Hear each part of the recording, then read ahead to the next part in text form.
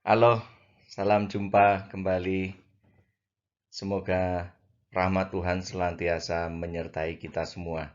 Anak-anak yang terkasih, pada kesempatan ini Pak Atrik ingin menyampaikan beberapa hal berkaitan dengan materi pembelajaran kita tentang sakramen pengurapan orang sakit. Kalau kita berbicara tentang orang yang sakit, tentunya ada beberapa hal yang bisa kita lakukan untuk mendampingi orang yang sakit, mendampingi teman atau saudara yang sakit.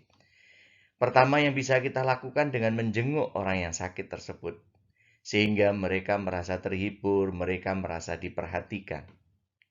Lalu yang kedua yang dapat kita lakukan adalah mendoakan, agar Tuhan berkenan untuk menganugerahkan kesembuhan dan kekuatan bagi teman atau saudara kita yang sakit. Dan yang ketiga yang dapat kita lakukan adalah menemani atau menunggu orang yang sakit tersebut. Dan tidak lupa juga yang harus kita lakukan adalah memberikan semangat dan motivasi agar mereka punya kekuatan untuk sembuh dari sakitnya.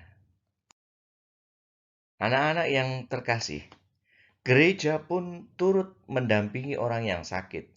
Gereja turut peduli untuk memberikan pendampingan kepada orang yang sakit dengan cara mendoakannya, terlebih dengan memberikan sakramen pengurapan orang sakit. Nah, di dalam memberikan sakramen pengurapan orang sakit itu, apa yang menjadi dasar Alkitabiah atau dasar biblisnya?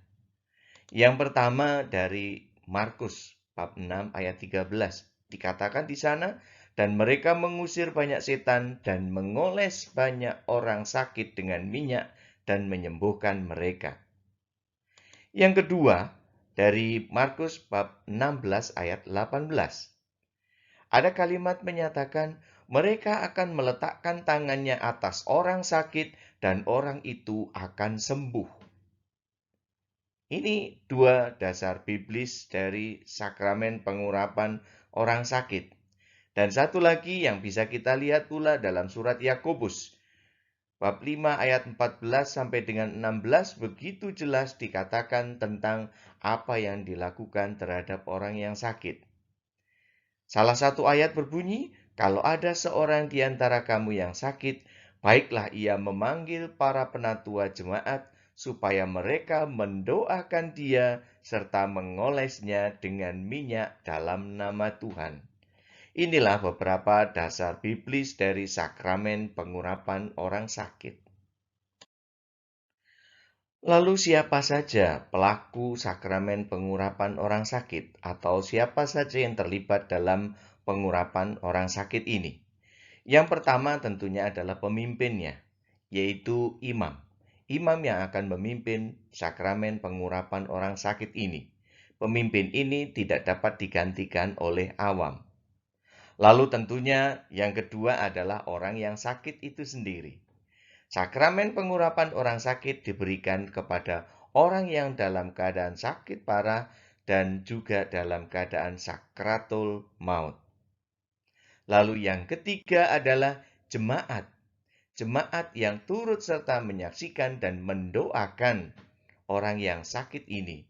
Minimal di dalamnya adalah anggota keluarga dari si sakit itu. Anak-anak yang terkasih, rahmat apa yang diterima oleh seorang yang sakit dan menerima sakramen pengurapan orang sakit ini? Yang pertama adalah rahmat atau dalam sakramen pengurapan orang sakit ini menganugerahkan Roh Kudus yang menjadikan si sakit ini mempunyai kekuatan, mempunyai ketenangan, dan kebesaran hati untuk mengatasi kesulitannya, untuk menghadapi sakitnya, untuk menghadapi masa tuanya. Misalnya yang sakit itu adalah orang yang sudah lanjut usia. Kemudian yang kedua, juga menganugerahkan rahmat gerejani. Jika si sakit masih mampu untuk melakukan pengakuan dosa, baiklah, ia juga mengakukan dosa-dosanya. Dengan demikian, dia akan mendapatkan anugerah juga rahmat pengampunan.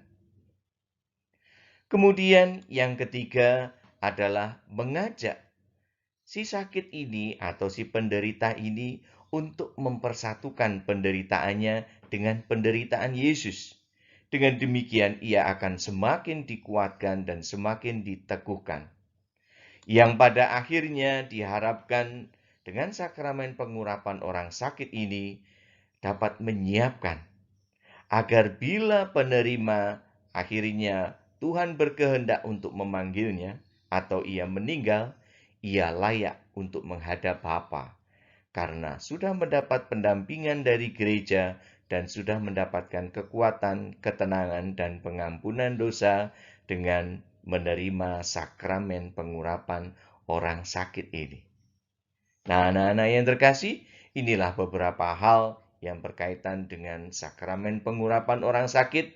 Mari kita juga peduli kepada saudara-saudara kita yang menderita sakit, agar kiranya dengan doa-doa kita, dengan kunjungan, dan dengan semangat dan motivasi dari kita, orang-orang yang mengalami penderitaan sakit ini dapat tersembuhkan, dapat kekuatan, lalu kemudian juga merasakan diperhatikan oleh kita semua. Semoga Tuhan senantiasa memberkati kita. Amin.